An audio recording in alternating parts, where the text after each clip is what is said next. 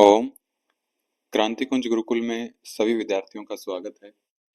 तो पिछले लेक्चर से हमने आईसीटी का क्या प्रयोग है टीचिंग एप्टीट्यूड में, टीचिंग लर्निंग प्रोसेस में, उसकी शुरुआत की थी, जिसमें हमने एलएमएस और मूक के बारे में चर्चा की थी। उसी संदर्भ में अब अगला जो टॉपिक आता है वो आता है हमारा वेबसाइट्स फॉर टीचिंग, कि क्या क्या ऐसी वेबसाइट हैं जो टीचिंग का जो प्रोसेस है उसके लिए बनाई गई हैं। तो एक टीचिंग के प्रोसेस में क्या-क्या चीजें आपको चाहिए हैं। तो अगर हम आईसीटी की बात कर रहे हैं, यानी कि टेक्नोलॉजी की बात कर रहे हैं, तो यहाँ पर हमारा मेन फोकस है कि जो ऑनलाइन टीचिंग होती है, ऑनलाइन एजुकेशन होती है, उसमें हमें किन-किन चीजों की जरूरत पड़ती है। तो ऑनलाइन अगर कोई क्लास चल रही है, तो जैसे कि ये क्लास भी आपकी ऑनलाइन ही चल रही है, तो इसमें किस किस चीज की जरूरत है। तो एक ऑडियो आपको मिल जाए, ठीक है, साथ में वीडियो भी मिल जाए, कि जो जो चीज आप देखना चाहते हैं वो आपको दिख भी जाए, ठीक है। साथ में नोट्स की पीडीएफ भी आपको चाहिए, ठीक है। कोई पीवाईक्यू की प्रैक्टिस आपको करनी है तो उसके लिए भी आपको चीजें चाहिए, ठीक है। एक, जैसे अगर आपने कोचिंग ली है कहीं पर, तो कहीं कहीं पर सिस्टम होता है, जैसे आजकल स्कूलों में भी सिस्टम हो गया है कि अगर बच्चा स्कूल में नहीं आता है, तो जिस दिन बच्चा नहीं आएगा उसका टेक्स्ट मैसेज किया your child is absent today, ऐसा मैसेज जो है पेरेंट्स के पास पहुंच जाता है, ठीक है। तो ये तो चीज हुई एक क्लासरूम की। ऑडियो के लिए, ऑडियो रिकॉर्डिंग करने के लिए भी कोई सॉफ्टवेयर चाहिए। वीडियो की अगर बात करें तो वीडियो रिकॉर्ड करने के लिए कोई सॉफ्टवेयर चाहिए। पीडीएफ की बात करें तो उसके लिए भी कोई ना कोई सॉफ्टवेयर चाहिए उसको अपलोड करने के लिए, और अपलोड होने के बाद जब वो ओपन होगा तो उसको देखने के लिए। ऐसे ही पीवाईक्यूज का भी है और अटेंडेंस का भी है, ठीक है। फिर एक चीज और चाहिए, कि जैसे मान लिया कोई इन्फॉर्मेशन किसी को देनी है कि इस सब्जेक्ट की क्लास किस टाइम पर होगी, तो यानी कि नोटिस देने के लिए भी कोई ना कोई सेक्शन उस वेबसाइट पर होना चाहिए। दूसरा, कि उसमें दो या दो से ज्यादा टीचर्स अगर उस वेबसाइट पर अपना कंटेंट देते हैं, तो उनकी जो सैलरी है उसकी मैनेजमेंट के लिए भी कुछ ना कुछ वेबसाइट चाहिए। तो एक टीचिंग प्रोसेस में काफी सारी चीजें हो जाती हैं, तो इन सब की मैनेजमेंट के लिए अलग अलग वेबसाइट या फिर अलग अलग सॉफ्टवेयर से बनाए गए हैं। तो उन्हीं की चर्चा हम इस क्लास में करेंगे। तो सबसे पहला एलएमएस, ये हमने पिछली क्लास में भी देख लिया था इसको। क्या मतलब था इसका? Learning management. इसमें क्या क्या थी? मूडल था जो कि ओपन सोर्स फ्री सॉफ्टवेयर था, Canvas, Edmodo, LearnDash, course builder, Schoology, open desk, Blackboard learn और नियर बोर्ड, ठीक है। तो ये सारे आप एक साथ लिख लेना। अगर उसमें कुछ एक्स्ट्रा लिखा था तो यहाँ पर लिख लेना, इसमें कुछ एक्स्ट्रा लिखा है तो वहां पर लिख लेना। एलएमएस के सारे सॉफ्टवेयर्स एक जगह लिख लेना, ठीक है। तो ये चीजें हमारी एलएमएस में आती हैं। दूसरे नंबर पर आता है mind mapping software and websites. Mind mapping के लिए कौन से सॉफ्टवेयर बनाए गए? तो माइंड मिस्टर, इसको देखते ही आप समझ जाएंगे कि माइंड मैपिंग का है। माइंड माइंड ओमो, ये भी आपका माइंड मैपिंग के लिए है। सी मैप, ये भी मैपिंग के लिए ही प्रयोग होगा। मीरो, कोगल और पोपलेट, ये सारे हमारे माइंड मैपिंग सॉफ्टवेयर से होते हैं। एनिमेशन वीडियो मेकर, कि वीडियो को क्या करना है, एडिट, यानी कि जो कार्टून वाली वीडियो होती हैं उस टाइप में जो चीजें आती हैं तो उसके लिए अलग से सॉफ्टवेयर चाहिए। तो उसमें हमारे प्लोटागन, एनीमेकर और पोटॉन, ये हमारा एनिमेशन वीडियो बनाने के काम आते हैं, ठीक है। ऑनलाइन कॉन्फ्रेंस अगर लेनी है, ऑनलाइन मीटिंग लेनी है, तो जो सबसे कॉमन है जूम है, माइक्रोसॉफ्ट टीम्स है, गूगल मीट है, बिग ब्लू बटन है। तो ये चार चीजें हमारी मेन इसमें आ जाती हैं। इंटरेक्टिव वीडियो मेकिंग, यानी कि बहुत इंटरेक्टिव जो है वीडियो बनानी है, तो उसके लिए कैनवा है। कैनवा एक, आप मान सकते हो कि कुछ उसके फीचर्स जो हैं वो फ्री रहते हैं, ये हम आईसीटी में भी कैनवा का एग्जांपल देखेंगे। और अगर आपको एडवांस फीचर कैनवा के यूज करने हैं तो उसके लिए पेमेंट करनी पड़ती है। ठीक है, तो यानी कि वीडियो मेकिंग में ये काम आता है। फ्लिप स्क्रीन, कैसेटिफाई, स्क्रीन कास्टोमेटिक, कैमटेशिया, ये सारे किस लिए हैं? वीडियो एडिटिंग के लिए हैं। एड पजल, ठीक है। ऑनलाइन बुलेटिन बोर्ड यानी कि नोटिस देने के लिए क्या क्या है? पेडलेट है, वोकलेट है। ठीक है, तो जो भी आपको पोस्ट शेयर करना है या फिर कोई भी इंफॉर्मेशन देनी है तो उसके लिए इसकी जरूरत पड़ती है।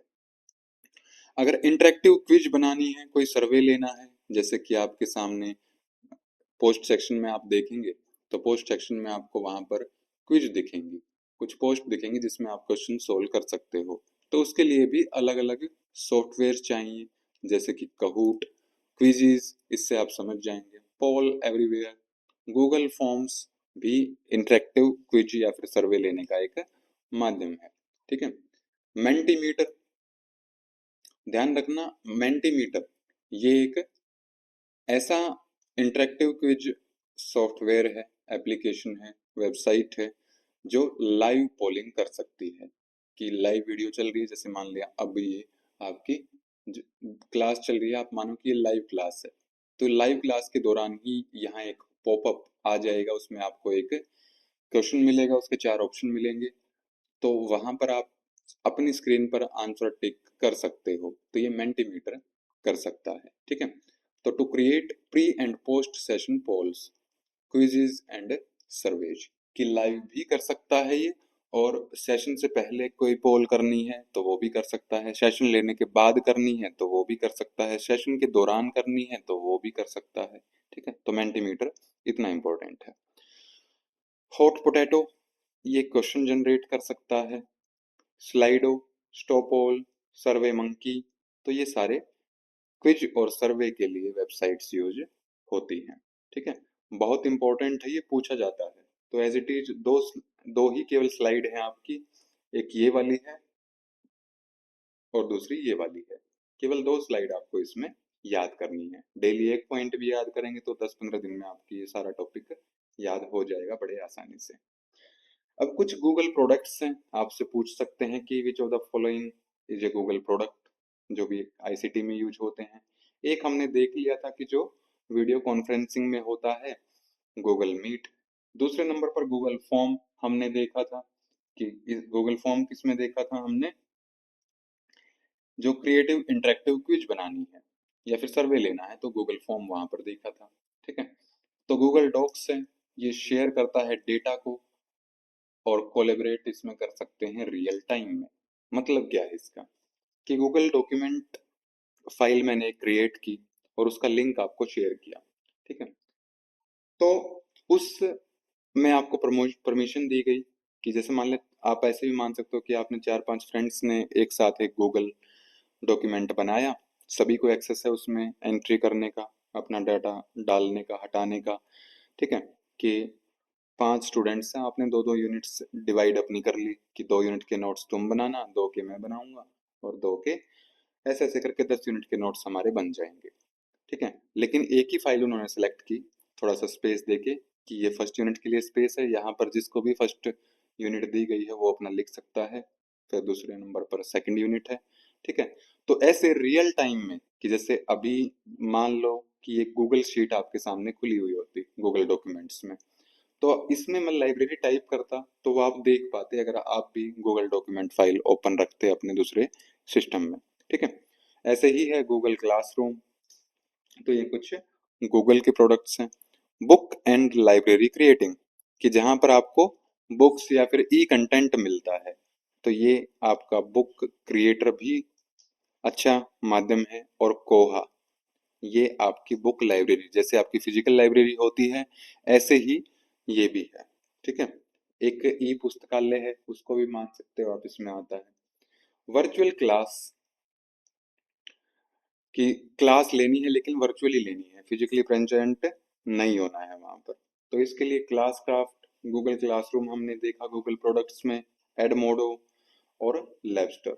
लैबस्टर ये लैब से संबंधित है, कि जैसे मान लिया लैब में आप कोई फिजिकली प्रेजेंट होके जो एक्सपेरिमेंट करते हैं, उसी टाइप की एक्टिविटीज आप लैबस्टर पर कर सकते हैं। आपको ऐसा फील आता है उसमें कि मैं रियली में ही वो एक्सपेरिमेंट कर रहा हूँ, ठीक है। लेकिन उसमें डिजिटल टूल्स का ही प्रयोग होता है, ठीक है। लैंग्वेज लर्निंग के लिए डुओलिंगो, लिंगो का मतलब है लैंग्वेज, तो दो लैंग्वेज, ठीक है। कुछ अदर्स हैं जैसे फोसी, इसकी फुल फॉर्म पूछ लेते हैं कई बार, तो इसलिए यहाँ पर अदर्स में इसको डाला गया है। तो free and open source software for education, ठीक है। या फिर ऐसे भी मान सकते हैं कि library and open source software for education, तो दोनों इसकी फुल फॉर्म हो सकती हैं। तो जैसा आपके ऑप्शन में दिया हो उसके अकॉर्डिंग आप ऑप्शन सेलेक्ट कर सकते हैं, ठीक है। The interactive white board software, जिसमें आते हैं व्हाइट बोर्ड सॉफ्टवेयर में क्या क्या आता है, जैम बोर्ड, स्टॉर्म बोर्ड और कंसेप्ट बोर्ड। टीचिंग और लर्निंग मटेरियल है वो इंटरेक्टिव बनाना है। इसको इंटरेक्टिव मतलब कि अगर आप उसमें कुछ अपना फीडबैक देना चाहें, आप कुछ उसमें पॉइंट्स ऐड अप करना चाहें तो वो कर सकते हैं। तो Genially, learning gap dot O R G, interactive, H5P, edu, Educaplay. तो ये सारे हमारे interactive teaching and learning materials के लिए वेबसाइट्स बताई गई हैं।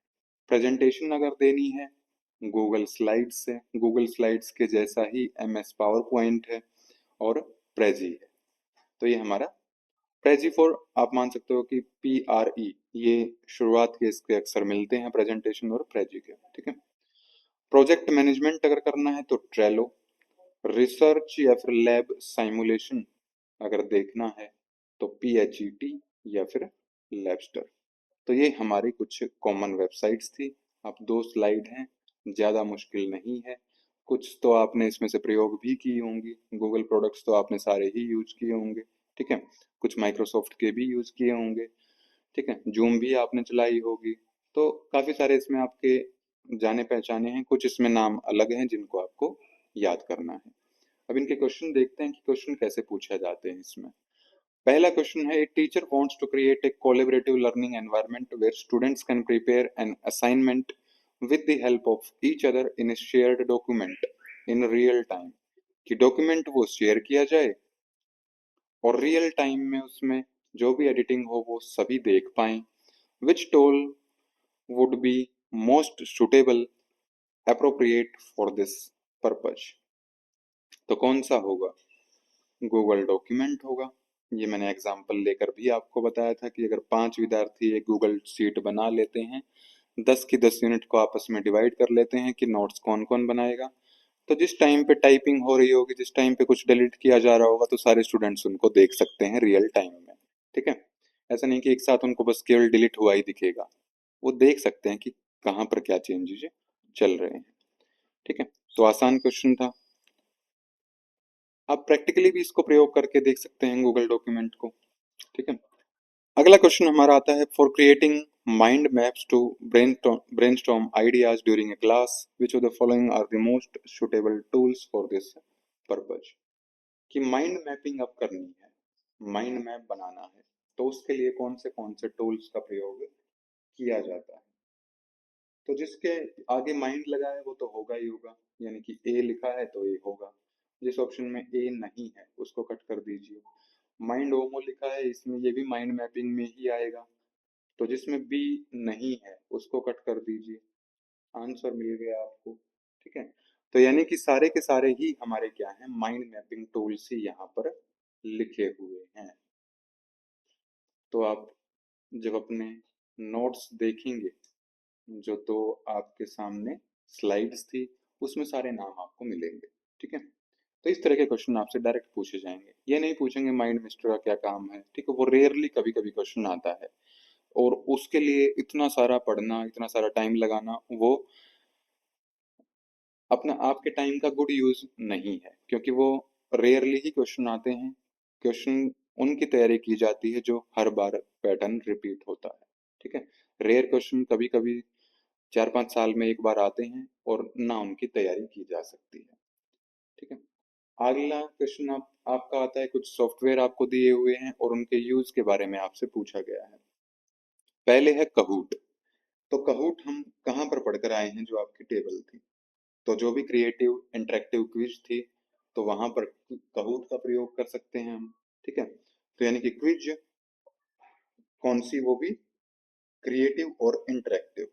ऐसे क्विज बनाने के लिए जो है काहूट का प्रयोग होता है। तो क्विज कहाँ पर है? क्विज हमारे 4 नंबर पर लिखी हुई है। ए आपका, एक आपका 4 आएगा, तो बाकी कट कर दो, आंसर आपको मिल गया। थर्ड ऑप्शन ही करेक्ट होगा। ठीक है, तो इस तरह से इतने आसान क्वेश्चन इसमें आते हैं। अगर आपको एक या दो भी इसमें याद रह जाता है तो आसानी से इसके मैच द कॉलम वाले भी लग जाते हैं। ठीक है, तो ये था आज का हमारा टॉपिक। अगर इसमें कोई आपको बाद में डाउट लगे, कोई सी वेबसाइट के बारे में आपको डिटेल में जानना हो, तो आप कमेंट करके पूछ सकते हैं। अगले लेक्चर में उसको बता दिया जाएगा। आज के लिए हम इतना ही रखेंगे। ओम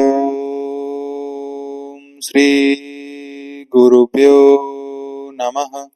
ओम शांति शांति शांति। सभी को